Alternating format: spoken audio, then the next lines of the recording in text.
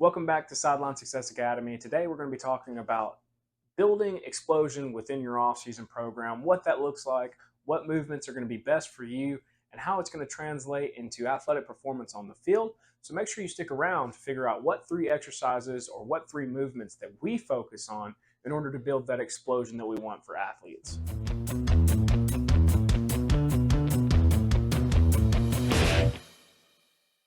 So the first movement that I want to discuss about is power clean. Power clean is one of the most essential movements that you can do as far as explosion goes.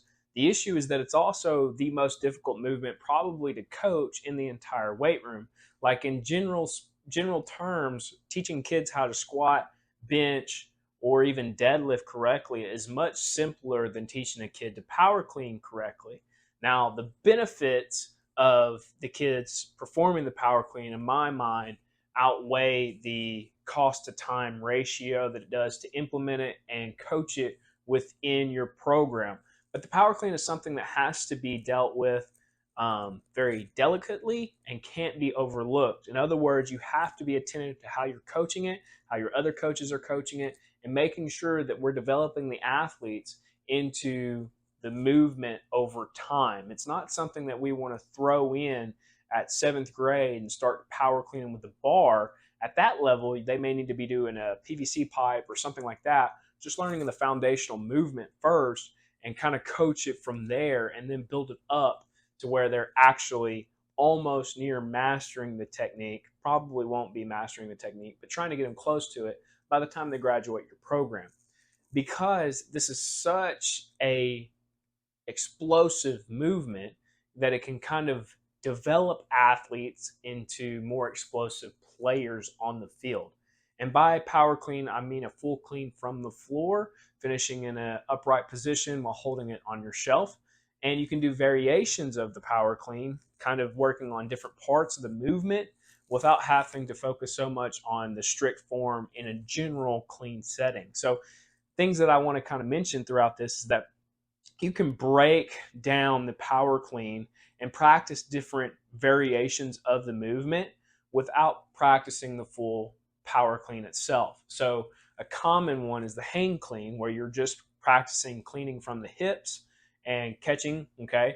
But you can also do what we call a power high pull, which is essentially just trying to powerfully pull it from the floor, okay, and finish right before you would catch the bar or drop to catch the bar. And you can do a lot of different movements and just work on individual pieces of the technique without practicing the full power clean. So if you notice that your athletes are struggling in different sections, you can create complexes that work the different movements in pieces before jumping into the full movement itself. Some alternatives for power clean that I like to do that don't require as much coaching and as much technique. We have the power high pulls that we mentioned earlier. You can also do the hang clean, which is a little bit easier just because you eliminate some of the back extension that you get with the foot power clean because now it's from the hip. You can also do deadlift high jumps or deadlift jumps, okay? But you're loading the bar with very little to no weight, okay? And just teaching athletes to powerfully pull the bar from the floor. And now you just eliminate the catch, but you still get that explosive aspect that you get when you're pulling the bar from the floor in a power clean.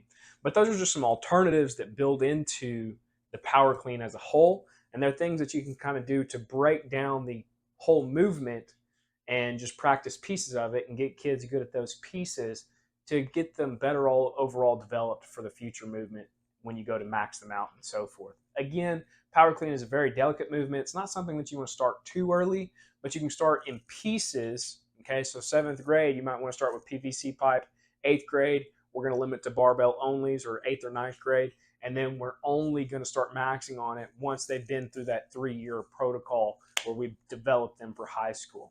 It just depends on how you want to do it within your weight room. Again, if you are a coach and you're not comfortable coaching the power clean, make sure you look at those different movements and just figure out how to involve them in your workout so you can get some of that explosive component that comes with the power clean without actually having to coach the power clean movement as much. And make sure you stick around for the next 2 that we're going to be talking about, to create explosion in your athletes. Hey Coach, real quick, if you're getting value from this episode, I've got a small favor to ask. Take a second and share this video with another coach who could use a little extra encouragement today. Whether it's a teammate, someone in your district, or even a coach you look up to, pass it along. The mission here is to help build coaches up just like you, and it starts by spreading the word. So hit that share button, send it to a friend, and let's keep making an impact together. Thanks for being part of the team. Now that we've talked about the power clean, let's talk about the second movement that I want to discuss, and that's going to be sled work. Sled work is a great way to kind of build in speed, strength, and power all into one little tool. So if you have prowler sleds or a similar type of sled at your school, make sure that you're using them within your weight program. You can use variations of weight and distance to kind of focus on whatever element that you want. Like if I want to focus primarily on speed, then I'm not going to focus a lot on the weight. We're going to shed off a lot of the weight, and we're just going to push the sled as fast as we can so that you still get that resistance that you may not get while you're just sprinting with body weight, but you're still pushing the weight as fast as I can. Your legs get to turn as fast as possible, and you'll probably go a little bit further distance. If I want to focus more on strength, maybe just power, okay, well then I'm going to put a little bit more weight on the sled, and we're going to push it for a shorter distance. You can do a combination of those, varying in weight and things like that. But you need to make sure that it complements whatever workout that you're doing. For example, you don't want to do heavy sleds and squat on the same day because now you're doing a lot more taxing exercise on one or the other. Like if I'm focusing on heavy squats and then I turn around and do heavy sleds, there's just going to be a lot more leg fatigue that doesn't have to happen. Whereas I can do something like a power clean in the sled workout, which is what we kind of discussed earlier, or I can do an alternative squat exercise that day to maybe where we hit squat earlier in the week where we're not doing sleds, but this time in the weight room we might just be doing rear foot elevated split squat, a single leg squat, and then we're finishing off with some sled work. Those kind of complement each other a little bit more than just doing heavy squats and heavy sleds. I also think that pulling the sled with a vest or something like that while getting to actually use your arms is very beneficial. I'm not huge into parachute training. I know that parachute training was a thing for a little while. It's kind of died out now. But I think that resistance running does have some value, whether that's with just a generic weighted vest, okay, just trying to get some type of resistance on you and sprint as fast as humanly possible.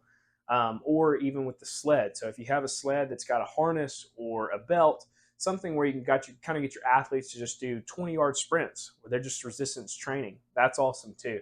I'm also a big pulling, okay, kind of working the posterior chain there a little bit, but somehow managing to pull the sled. So if you have those harnesses or belts, you're holding them with a hand, and we're just working a slow, steady back pedal, but that's going to focus a lot more on that posterior chain, and it kind of helps with those sprinting dynamics and complements what you're trying to do as far as explosion goes. But sleds are a great universal tool and that you can use at almost any age level, and it's great for getting kids to kind of get the ankle, the hip, the knee function, mobility that you want them to have to do other movements like the squat. So make sure that you're using those in your weight room. The final movement that we're going to be talking about is jumping. Now, the reason I like jumping so much is because it replicates a lot of what athletes do inside of their sport. Regardless of the sport, most athletes can benefit from jumping, whether that's football, baseball, basketball. It doesn't really matter because that jumping translates into more explosion out of the hips. Now, I'm not much of a big fan of box jumps as just a single go-to exercise. I think box jumps have their place within a program, but I'm much more into max effort jumps, whereas the box jump kind of just gives you a level to where most athletes will just say, oh, I just need to jump onto the box. Max effort jumps kind of happen within competition. So maybe having a max effort vertical jump competition or a max effort broad jump competition, really testing their explosion within their hips and trying to get them to compete with other athletes within the program and just display their own personal growth over time. And what you'll see by doing those different types of things is that you begin to see that even natural movements like sprinting become a little bit quicker and easier on the athletes just from the natural explosion that develops from doing jumping exercises over time. Now, you don't have to do strictly bilateral jumps, which means both legs. You can do unilateral style jumps. So, having them practice right leg jumps, left leg jumps, doing pogo type exercises and things like that. Just getting them better at jumping will help develop that explosion in the long term, because what happens is in sports is bilateral movements don't always translate over to their sport, because what happens a lot of times in sports is we're running on one leg at a time. And so when I go to make a cut, right, it's not both legs going into the ground to make that cut and change directions. It's one leg stabbing into the dirt and the other leg is opening up to change the direction now. So by doing the unilateral movements, you get a lot of that one leg explosion that you need to make those drastic movements happen now, and you can shift your body weight faster. And that develops from the athletes working on jumping over time. Now, strictly jumping may not be a great explosive exercise as a sole source.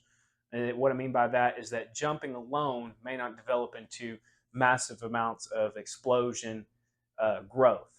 But by combining it with these other movements that we talked about, by combining your power clean, your sled work, and your jumping into one overall program with other types of muscle movements, will help develop more explosive athletes over time.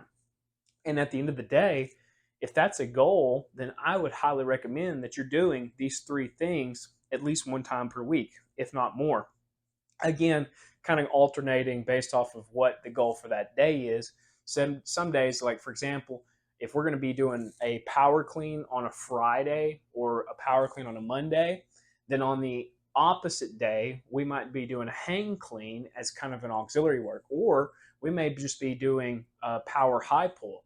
And that way you're kind of practicing the movement without getting the overall fatigue, and you can hit it later again that same week. We kind of mentioned that earlier when we were talking about the foundational video that started this offseason series when we started talking about squat. If you're squatting one time per week already, you may not want to squat multiple times per week. Okay, you may want to do some type of squat alternative, like a front squat, like a goblet squat, like a split squat, but practicing the movement and getting strong without getting the overall fatigue that you get from the main movement. It's the same thing with these explosive exercises. You may want to make sure that you're doing lighter sleds on days where we're already working a lot of muscle fatigue on legs, okay? And same thing with jumping. Jumping may work better with a power clean workout than it does with a squat workout. It just depends on your athletes and your programming and how you're setting it up throughout the entire week, the month, and that whole macro cycle. So making sure that it hits the targets that you want to hit and helps develop your athletes in areas that you want them to develop in that particular cycle. So make sure that you do that and you're taking the appropriate steps to develop those athletes as the best as you possibly can. Hopefully you found something interesting from this video. Make sure that you stick around. We're going to do a Bible talk here in just a minute. Coach, if you're looking to take your defense to the next level, I've got something special for you. I've just released my Dynamic 3-4 defensive playbook. This is a PDF full of blitz packages, coverage adjustments, run fits, and coaching tips that you can install immediately, whether you're facing spread teams or power-heavy offenses. This playbook gives you the flexibility and aggressiveness you need to succeed. So if you're serious about shutting teams down and confusing quarterbacks, head over to SidelineSuccessAcademy.com and grab your copy of the Dynamic 3-4 playbook. Now let's get back to our original episode. Now that we've looked at the weight room, let's kind of dive into the Bible and see what we can take from it as coaches and be able to apply it into our daily lives and help grow not only ourselves, but grow our young men that we mentor as well. If you look at Jeremiah chapter 1, verse 5, and it comes out and it says, I choose you before I formed you in the womb. I set you apart before you were born. I appointed you a prophet to the nations. And then you read this and you can continue reading the story. And Jeremiah is like, he comes out and he says, I'm not good enough, right? I'm young, I'm naive, whatever it may be. I'm not good enough. But God speaks to him and says, I chose you, right? I made you for this mission. I think a lot of times we get discouraged maybe in our personal and professional lives when things don't go the way that we expect them to inside of our head. Like we build up these massive expectations, something that could only happen in movies sometimes. And when we fall short of that, we get discouraged. Sometimes we even blame God, or we look at ourselves and maybe just blame ourselves, like you weren't good enough, something like that. But the reality is that God put you in this place, put you in the position that you're in for a specific reason. And I don't know the particular trials or tribulations that you're going through, but understand that God is seeing you through this. God is going to guide you and direct you in your life, but you have to be willing for Him to take ownership of that. Let Him take lead. And you have to put away all your expectations and just let God deliver what He has in store for your life. And if we can do that, if we can kind of alleviate ourselves from our own built up expectations and just focus on the journey and the destination that God has in store for our life, then what you'll find is that you are going to be a vessel for God's ministry to work. And you don't have to be the greatest coach in your state. You don't have to be the greatest coach ever be alive. You didn't have to be the greatest athlete. But God can use you where you are and what you're doing, and you can make a massive impact for you and your community. But it starts with, first of all, letting go of that, letting go of those expectations, those ambitions, not necessarily saying that you're lazy, but giving it over to God and just letting Him take ownership of your life and your profession, and just letting Him guide you in every decision that you make, so that ultimately what you're doing is no longer Jordan Capel's journey, but it's God's journey through Jordan Capel. And the ministry and the impact that I can have by allowing Him to guide my life is going to be 10 times greater than anything that I could do on my own. Because at the end of the day, when I'm dead and I'm gone away, the wins and losses won't matter. That portion of my career won't matter. What will matter is the impacts that I made on the young men's lives that I coach. Young men, young women, their lives is what matters.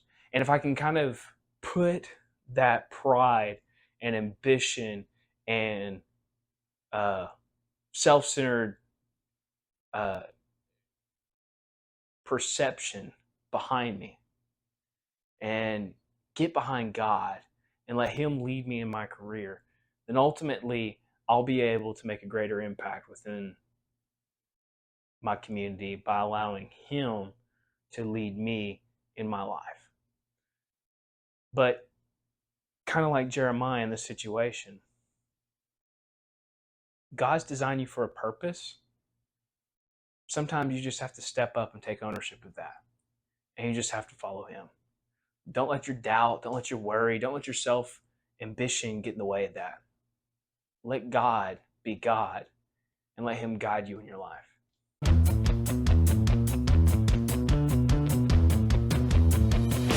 Thanks for joining us on today's episode of Faith, Family, and Football. If you got value from this episode, make sure to subscribe so that you never miss a new drop. And don't forget, head over to sidelinesuccessacademy.com to grab your free ebook, The 10 Things to Know Before You Start Coaching. And this applies to all coaches. Plus, for all my football coaches out there, you can grab my full 3-4 defensive playbook. And right now, you can save $10 with the code PODDISCOUNT10 at checkout. Again, that's PODDISCOUNT10. Thanks for hanging out with me. Stay strong in your faith, lead your family, and coach with confidence.